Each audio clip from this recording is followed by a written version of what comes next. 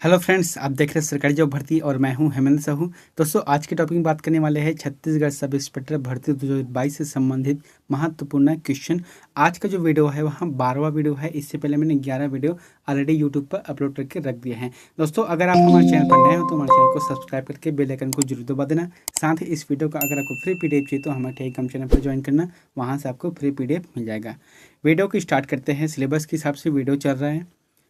जब राष्ट्रपति एवं उपराष्ट्रपति का पद खाली हो तो भारत के राष्ट्रपति के पद पर कौन होता है? तो कौन होता है? बहुत से लोगों ने जो इसका आंसर सही बताया है वो बिल्कुल सही है। इसका आंसर रहेगा भारत का मुख्य न्यायाधीश। भारत का मुख्य न्यायाधीश है वहाँ राष्ट्रपति और उपराष्ट्रपति दोनों का अगर जो पद खाली रहता है तो वहाँ उसके पद पर रहता है। नेक्स्ट क्वेश्चन है, आज का पहला क्वेश्चन देखते हैं जो ग्रीन कलर में वहाँ करंट अफेयर संबंधित क्वेश्चन है। नोबेल पुरस्कार 2021 में साहित्य के लिए किसे पुरस्कार मिला है? बहुत ही इंपॉर्टेंट क्वेश्चन है। नोबेल पुरस्कार 2021 में साहित्य के लिए किसे पुरस्कार मिला है? तो इसका आंसर क्या रहेगा? अब्दुल रज्जाक गुरनाह। अब्दुल रज्जाक गुरनाह को नोबेल पुरस्कार 2021 के लिए जो साहित्य का पुरस्कार है वहाँ प्रदान किया गया है। अब इसके बारे में देखते हैं कि जो अब्दुल रज्जाक है वहाँ तंजानिया के रहने वाले हैं। हालांकि वहाँ ब्रिटिश नागरिकता ग्रहण कर लिए हैं। ठीक है, तंजानिया के रहने वाले जो कि ब्रिटिश नागरिकता ग्रहण कर लिए हैं और इन्होंने उपनिवेशवाद के प्रभावों को स्पष्ट करने एवं महाद्वीपों के मध्य फंसे शरणार्थियों की स्थिति को भी उजागर किया है। तो इस तरीके से इसका आंसर रहेगा अब्दुल रज़ाक गुरनाह, इसका आंसर रहेगा। नेक्स्ट क्वेश्चन देखते हैं। 2022 में जारी आंकड़े के अनुसार विश्व में कच्चे इस्पात के उत्पादन में भारत का कौन सा स्थान है? बहुत ही इंपॉर्टेंट है।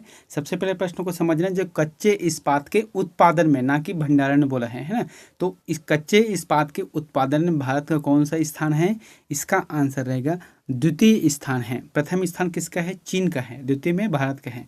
वैश्विक उत्पादन जो है प्रति वर्ष, यानी कि जो 2022 के जो आंकड़े जारी किया है उसमें 1950.5 मिलियन टन का जो है उत्पादन किया गया है, जिसमें जो है 118.1 मिलियन टन का उत्पादन किया है, जो कि द्वितीय स्थान पर है। प्रथम में कौन है? चीन है।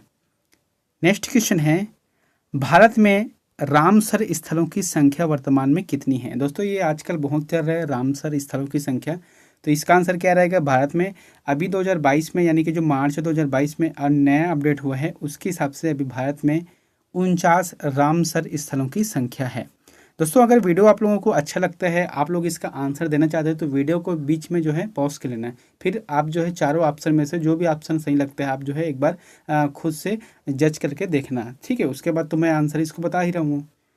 इसका जो है आंसर रहेगा 49 रहेगा। और कैसे कैसे है यहाँ पर देख लेते हैं। मार्च 2022 की स्थिति में, मैंने बोला था कि मार्च 2022 की स्थिति में भारत की जो रामसर की संख्या है वहाँ 49 है। अब रामसर की होता क्या है, यह क्या शब्द है? तो यहाँ जो है ईरान के एक शहर का नाम है रामसर। ईरान के एक शहर का नाम है रामसर। और विश्व में प्रतिवर्ष 2 फरवरी को आर्द्र भूमि दिवस के रूप में मनाए जाते हैं। कौन से? आर्द्र भूमि दिवस के रूप में 2 फरवरी को मनाए जाते हैं और इसी दिन इसकी घोषणा की जाती है। अब देखो, रामसर मतलब होता क्या है कि ऐसा स्थान जो वर्ष में कम से कम 8 माह जल से भरा हुआ होना चाहिए, है ना। वर्ष में 8 माह लगभग जल से भरा हुआ होना चाहिए। ऐसे स्थल को रामसर स्थल कहा जाता है। और वर्तमान में पूरे देश में यानी कि पूरे विश्व में यहाँ जो है 2424 प्लस है ना। फिलहाल तो 2424 है और जो है प्लस और बढ़ते इसमें जा रहा है। नेक्स्ट क्वेश्चन है, भारत का सबसे अधिक ऊंचाई वाला हर्बल गार्डन कहाँ पर स्थापित किया गया है? तो भारत का सबसे अधिक ऊंचाई वाला जो हर्बल गार्डन है वहाँ कहाँ पर स्थापित की जा रही है? इसका आंसर रहेगा चमोली। चमोली में स्थापित किया गया है। और चमोली कहाँ है? वहाँ उत्तराखंड के चमोली जिले में जो माना गांव है वहाँ पर किया गया है। लगभग 11,000 फीट की ऊंचाई पर यहाँ स्थित है। इसको भी याद रखना, खासकर से जो उत्तराखंड और चमोली को भी। नेक्स्ट क्वेश्चन है, भारत का प्रथम हरित औद्योगिक शहर किस राज्य के शहर में स्थित है? तो कौन से राज्य के ऐसे शहर हैं जहां पर हरित औद्योगिक शहर की जो है शहर को स्थापित किया गया है? इसका आंसर रहेगा गुजरात। गुजरात इसका आंसर सही रहेगा। गुजरात जो राज्य है इसके जो कांडला जो क्षेत्र आता है, कांडला विशेष आर्थिक क्षेत्र को इंडियन ग्रीन बिल्डिंग काउंसिल की ग्रीन सिटीज रैंकिंग से यहाँ प्राप्त की गई है। नेक्स्ट क्वेश्चन है, छत्तीसगढ़ में कौन सी शिल्प कला भ्रष्ट मोम पद्धति के उपयोग के लिए जानी जाती है? ये बहुत इंपॉर्टेंट क्वेश्चन है कि छत्तीसगढ़ के जो कौन से शिल्प कला है जिसे मोम पद्धति के लिए जानी जाती है, भ्रष्ट मोम पद्धति के लिए। इसका आंसर रहेगा घड़वा शिल्प। घड़वा शिल्प को जानी जाती है भ्रष्ट मोम पद्धति के लिए जो शिल्प कला है। और यह बस्तर के घड़वा जनजातियों द्वारा यहाँ जो कार्य किया जाता है, जो शिल्पकला का कार्य किया जाता है। और शिल्पकार कौन हुए? प्रमुख रूप से जयदेव बघेल और मानिक घड़वा। जयदेव बघेल और मानिक घड़वा जो है प्रमुख शिल्पकार है। नेक्स्ट क्वेश्चन है, पंडित बंशीधर पांडे ने निम्न में से किस उपन्यास की रचना की है? तो कौन से उपन्यास की रचना की है पंडित बंशीधर पांडे ने? यहाँ पर 4 ऑप्शन दिया गया है, नागनीला, अपूर्वा की बात, दानलीला और हीरू की कहानी। तो इसका आंसर रहेगा हीरू की कहानी। हीरू की कहानी जो है पंडित बंशीधर पांडे की उपन्यास की रचना है। और जो है पंडित बंशीधर पांडे को छत्तीसगढ़ के प्रथम कहानीकार भी कहा जाता है और यह बालपुर जांजगीर चांपा के रहने वाला है। नेक्स्ट क्वेश्चन है, छत्तीसगढ़ में लाल दोमट मिट्टी का विस्तार मुख्यतः किस क्षेत्र में हुआ है? तो लाल दोमट जो मिट्टी है इसका विस्तार छत्तीसगढ़ में किस क्षेत्र में अधिक रूप से हुआ है? इसका आंसर क्या रहेगा? दंतेवाड़ा, सुकमा। अगर बस्तर की बात करें तो इसका आंसर गलत आ जाएगा, ठीक है। इसमें सिर्फ 2 जिला प्रमुख है जो है दंतेवाड़ा और सुकमा। दंतेवाड़ा सुकमा में जो है लाल दोमट मिट्टी का पूरी तरह से विस्तार है और यह जल धारण करने की क्षमता बहुत सबसे कम होती है। जितने भी छत्तीसगढ़ में मिट्टी पाई जाती है उसमें जल धारण करने की जो क्षमता है वो इसमें सबसे कम जो है लाल दोमट मिट्टी की रहती है। और लौह अयस्क की अधिकता के कारण यहाँ लाल रंग में दिखाई देता है। नेक्स्ट क्वेश्चन है, छत्तीसगढ़ में कौन सा नृत्य शौर्य कलात्मक प्रदर्शन करता है? तो छत्तीसगढ़ के कौन सा नृत्य है जिसमें शौर्य कलात्मक प्रदर्शन करता है? इसका आंसर क्या रहेगा? जैसे कि एक होता है पंथी नृत्य, तो पंथी नृत्य में जो है शौर्य कलात्मक नहीं होता, इसमें जो है पिरामिड बनाए जाते हैं। बात अगर शौर्य कलात्मक की आता है तो इसमें राउत नाचा आएगा, है ना। इसमें शौर्य का प्रदर्शन किया जाता है। नेक्स्ट क्वेश्चन है, छत्तीसगढ़ का कौन सा नेता मध्य प्रदेश के प्रथम मुख्यमंत्री बने? तो छत्तीसगढ़ के प्रथम कौन से नेता हुए जो मुख्यमंत्री बने मध्य प्रदेश का? इसका आंसर क्या रहेगा? पंडित रविशंकर शुक्ल। पंडित रविशंकर शुक्ल जो कि प्रथम मुख्यमंत्री बने थे। और आज़ादी से पहले यह 1937 के जो खड़े मंत्रिमंडल हुए थे उसमें शिक्षा मंत्री थे। उसके बाद जब पुनः निर्वाचन किया गया तब फिर जाकर यहाँ मुख्यमंत्री बने थे। नेक्स्ट क्वेश्चन है, इस राज्य के उच्च न्यायालय के प्रथम कार्यकारी मुख्य न्यायाधीश कौन थे? अब इस प्रश्न को समझना, प्रश्न क्या बोल रहा है? प्रथम कार्यकारी मुख्य न्यायाधीश। जब कार्यकारी मुख्य न्यायाधीश की बात आता है तो इसका आंसर रहेगा न्यायमूर्ति RS गर्ग। न्यायमूर्ति RS गर्ग जो है छत्तीसगढ़ के प्रथम कार्यकारी मुख्य न्यायाधीश है। अगर प्रश्न पूछता है कि छत्तीसगढ़ के प्रथम मुख्य न्यायाधीश कौन है तो इसका आंसर रहेगा WA शशांक आ जाएगा। नेक्स्ट क्वेश्चन है, जुलाई 1930 में छत्तीसगढ़ के किस स्थान पर जंगल सत्याग्रह हुआ था? तो जुलाई 2030 में छत्तीसगढ़ के किस स्थान पर जंगल सत्याग्रह हुआ था? इसका आंसर क्या रहेगा? पोड़ी सीपत और गट्टा सिल्ली, यानी कि 4th नंबर आंसर सही रहेगा। 1 और 3 सही रहेगा। पोड़ी सीपत और गट्टा सिल्ली में जुलाई 1930 में जंगल सत्याग्रह हुआ था। लेकिन जो रुद्री नावा गांव का जंगल सत्याग्रह हुआ था वहाँ अगस्त में हुआ था। इसको याद रखना है, अगस्त में हुआ था, धमतरी जिले से संबंधित है वहाँ। नेक्स्ट क्वेश्चन है, छत्तीसगढ़ के प्रथम व्यक्तिगत सत्याग्रही 1940 में किसे माना जाता है? सबसे पहले देखो कि जो व्यक्तिगत सत्याग्रह का संचालन हुआ था वहाँ 1940 में किया गया है। अब छत्तीसगढ़ के प्रथम सत्याग्रही कौन हुए थे व्यक्तिगत? इसका आंसर रहेगा पंडित रविशंकर शुक्ल। पंडित रविशंकर शुक्ल जो कि छत्तीसगढ़ के प्रथम व्यक्तिगत सत्याग्रही थे। और राष्ट्रीय स्तर पर या फिर भारत स्तर पर बात करें तो फिर विनोबा भावे हुए थे। नेक्स्ट क्वेश्चन है, मुख्यमंत्री सुपोषण अभियान का शुभारंभ कब किया गया? मुख्यमंत्री सुपोषण अभियान का प्रारंभ जो है कब किया गया है? इसका आंसर रहेगा 2 अक्टूबर 2019 को। 2 अक्टूबर 2019 को मुख्यमंत्री सुपोषण अभियान का शुभारंभ किया गया है। इसका उद्देश्य क्या है मैंने टिप करके एक्स्ट्रा लिख दिया है। दोस्तों मैंने आपको पहले बताया था कि मेरा जो क्वेश्चन रहता है वहाँ सिर्फ क्वेश्चन नहीं है, उसके अंतर्गत जो टिप करके एक्स्ट्रा पॉइंट में डाल देता हूँ ताकि आप लोगों को उसके बारे में कुछ अतिरिक्त जानकारी मिल सके।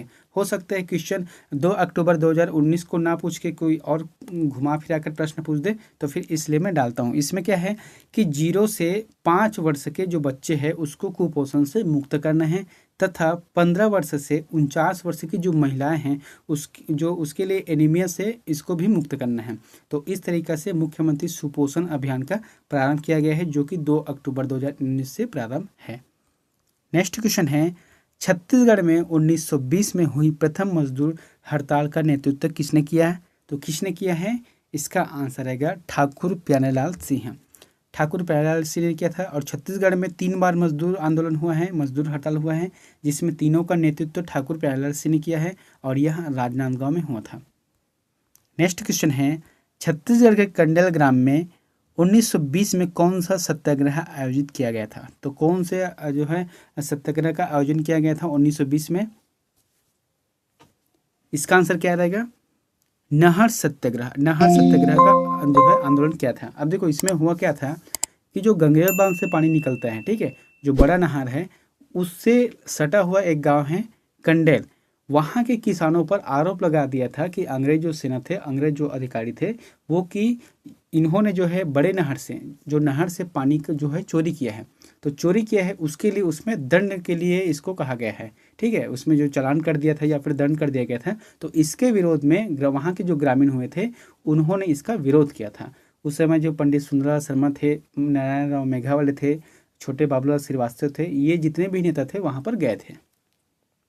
नेक्स्ट क्वेश्चन है, छत्तीसगढ़ के प्रथम मुख्य सूचना आयुक्त के रूप में किसने सेवा की? तो किसने सेवा की? छत्तीसगढ़ के प्रथम मुख्य सूचना आयुक्त के रूप में किसे नियुक्त किया गया था या फिर किसने सेवा की है?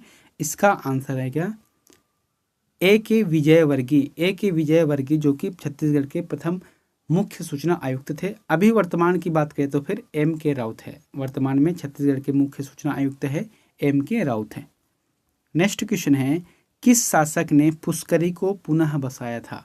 तो कौन से शासक हुए जिन्होंने पुष्करी को पुनः बसाया था? इसका आंसर रहेगा स्कंदवर्मन। स्कंदवर्मन जिन्होंने पुष्करी को पुनः बसाया था अपनी राजधानी के रूप में, जो कि नलवंशी शासक थे। नेक्स्ट क्वेश्चन है, छत्तीसगढ़ के किस शासक के शासनकाल को छत्तीसगढ़ का स्वर्ण काल कहा जाता है? बहुत इंपॉर्टेंट है। जैसे कि कहा जाता है कौन से भारतीय हुए थे जिसके शासनकाल को स्वर्ण काल कहा जाता है, उसी तरीके से छत्तीसगढ़ में भी शासक हुए थे जिसके समय को स्वर्ण काल कहा जाता है। इसका आंसर रहेगा बालार्जुन, जो कि महाशिवगुप्त बालार्जुन है ना। बालार्जुन के शासनकाल को स्वर्णकाल कहा जाता है और बालार्जुन का जो शासनकाल है वहाँ 595 से 655 तक जो है चला है। नेक्स्ट क्वेश्चन है, नागपुर के रघुजी भोसले प्रथम के किस सेनापति ने इस राज्य में कलचुरी प्रभुत्व को लगभग समाप्त कर दिया था? तो किसने किया था जो कलचुरी प्रभुत्व को लगभग समाप्त? इसका आंसर रहेगा बिंबाजी भोसले ने किया था। नेक्स्ट क्वेश्चन है, बस्तर में 1910 में हुए प्रसिद्ध आदिवासी विद्रोह का नेता कौन था? यहाँ पर आ जाएगा। तो जो 1910 में हुआ था बस्तर में विद्रोह, जिसे कहा जाता है भूमकाल का विद्रोह, इसके आदिवासी विद्रोह के नेता कौन हुए थे? इसका आंसर रहेगा गुंडाधुर या फिर वीर गुंडाधुर। यहाँ पर मैंने इसका पूरा डिटेल लिख दिया है कि जो गुंडाधुर थे वह नेतानार के जमींदार थे। कहाँ के जमींदार थे? नेतानार के जमींदार थे। और उस जो क्षेत्र हुए थे उसके शासक कौन हुए थे? रुद्र प्रताप देव। रुद्र प्रताप देव शासक हुए थे। और इसकी जो शुरुआत है यानी कि जो विद्रोह की शुरुआत है वहाँ पुष्पपाल के बाजार से हुई थी। पुष्पपाल के बाजार से इसकी शुरुआत हुई थी। और प्रतीक के रूप में किसे चुना गया है? तो लाल मिर्चें एवं आम की टहनी, लाल मिर्चें एवं आम की टहनी को चुना गया है। और मुखबिर कौन हुए? सोनू मांझी। और दमनकर्ता कौन हुए? Captain gear. इस तरीके से इसका आंसर रहेगा। नेक्स्ट क्वेश्चन है, कंप्यूटर भाषा कोबोल किसके लिए उपयोगी है? तो जो कोबोल भाषा का जो निर्माण किया गया था वह किस लिए किया गया था? इसका आंसर रहेगा व्यवसायिक कार्य के लिए, यानी कि जो व्यवसाय कार्य करने के लिए सिर्फ इसी भाषा का विकास किया गया था जिसका नाम है कोबोल। अब इसका पूर्ण नाम क्या है? इसका पूर्ण नाम आ जाएगा common business oriented language. Common business oriented language इसका आंसर रहेगा। नेक्स्ट क्वेश्चन है, माइक्रोसॉफ्ट कंपनी के संस्थापक है। तो माइक्रोसॉफ्ट कंपनी के संस्थापक कौन है? इसका आंसर रहेगा उपयुक्त दोनों। यहाँ पर आ जाएगा पॉल एलन और बिल गेट्स। पॉल एलन और बिल गेट्स दोनों जो है माइक्रोसॉफ्ट कंपनी के संस्थापक हुए थे। और इसका जो गठन है वहाँ 4 अप्रैल 1975 को किया गया। और वर्तमान में इसका जो सीईओ है, माइक्रोसॉफ्ट का जो सीईओ है वह सत्या नडेला है, जो कि भारत से संबंधित है। नेक्स्ट क्वेश्चन है कंप्यूटर साक्षरता दिवस कब मनाया जाता है? तो कब मनाया जाता है कंप्यूटर साक्षरता दिवस? इसका आंसर रहेगा 2 दिसंबर को मनाया जाता है। नेक्स्ट क्वेश्चन है भारत में सिलिकॉन वैली कहाँ स्थित है? तो कहाँ पर स्थित है भारत में सिलिकॉन वैली? इसका आंसर रहेगा बेंगलोर। जो आईटी क्षेत्र ज़्यादातर बेंगलोर में ही है। नेक्स्ट क्वेश्चन है आजकल सबसे अधिक प्रयोग होने वाली निवेश युक्ति कौन सी है? तो कंप्यूटर में जो सबसे ज़्यादा उपयोग होती है अभी वर्तमान के दृष्टिकोण से बात करते हैं, फिर किस जो चीज़ है या फिर किस युक्ति है जिसका उपयोग ज़्यादातर होता है?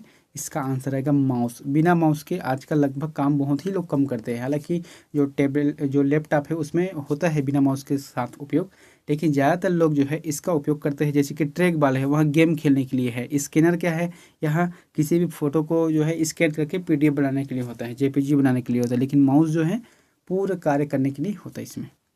नेक्स्ट क्वेश्चन है मेमोरी क्षमता में 10-24 मेगाबाइट एक खाली स्थान होता है। तो 10-24 जो मेगाबाइट है उसे क्या कहा जाता है? उसे कहा जाता है गीगाबाइट, यानी कि 1 GB। 10-24 MB बराबर होता है 1 GB होता है। नेक्स्ट क्वेश्चन है निम्नलिखित में से किसमें ऋणात्मक आवेश होती है? तो किसमें ऋणात्मक आवेश होती है? यहाँ पर 4 ऑप्शन दिए गए हैं, अल्फा किरण, बीटा किरण, गामा किरण और एक्स किरण। इसका आंसर रहेगा बीटा किरण, है ना। जो बीटा किरण है इसमें ऋणात्मक आवेश होती है, बाकी में इसमें नहीं होता। नेक्स्ट क्वेश्चन है किसी तत्व का परमाणु संख्या 35 है तथा उसमें 18 इलेक्ट्रॉन हैं तो उसमें प्रोटॉनों की संख्या होगी। अब देखो यहाँ पर प्रश्न क्या बोला गया है, जैसे कि कोई परमाणु संख्या 35 है तथा उसमें जो 18 इलेक्ट्रॉन हैं तो प्रोटॉनों की संख्या कितनी होगी? तो इसका आंसर 18 ही रहेगा। जहाँ पर इलेक्ट्रॉनों की संख्या 18 है तो फिर प्रोटॉनों की भी संख्या 18 होगी।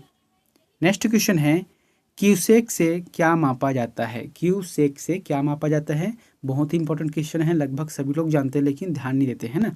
इसका आंसर रहेगा जल का बहाव, जल को बहाव को नापा जाता है। अब एक चीज़ आप देखना, जब भी आप किसी नदी के पुल में गए होंगे या फिर जहाँ से नहर में गए होंगे तो वहाँ पर जो पत्थर में लिखा जाता है रेड कलर में क्यूसेक या फिर क्यूरिसेक लिखा जाता है ना, अंक लिखा जाता है, तो वही है जिससे पानी के बहाव को नापा जाता है।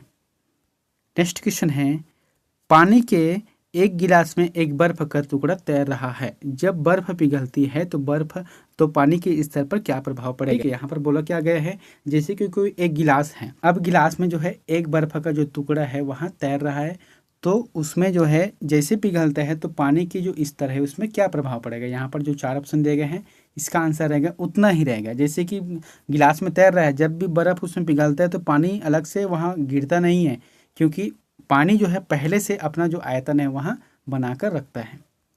नेक्स्ट क्वेश्चन है निम्न में से किसने प्रतिपादित किया कि भाग्य ही सब कुछ निर्धारित करता है, मनुष्य असमर्थ होता है? तो किसने जो प्रतिपादित किया है, इन्होंने कहा है कि भाग्य ही सब कुछ होता है, भाग्य से ज़्यादा कुछ नहीं मिलता और भाग्य से जो कम है वहाँ भी कुछ नहीं मिलता। तो कुल मिलाकर भाग्य को ही सर्वोपरि कहा गया है। इसका आंसर क्या रहेगा? आजीविकों ने कहा है कि भाग्य ही सब कुछ है। नेक्स्ट क्वेश्चन है बौद्ध धर्म के अष्टांग मार्ग में निम्न में से क्या शामिल नहीं है? तो क्या शामिल नहीं है अष्टांग मार्ग में? इसका आंसर क्या रहेगा? देखो अष्टांग मार्ग में जो है सद्वाणी, सद्विचार और सदाचरण शामिल है, लेकिन जो सदिच्छा है यहाँ अष्टांगिक मार्ग में शामिल नहीं है। नेक्स्ट क्वेश्चन है गुरु गोविंद सिंह की समाधि स्थित है, तो कहाँ पर स्थित है गुरु गोविंद सिंह की समाधि? इसका आंसर क्या रहेगा? नांदेड़ में स्थित है। नांदेड़ कहाँ है? महाराष्ट्र में स्थित है।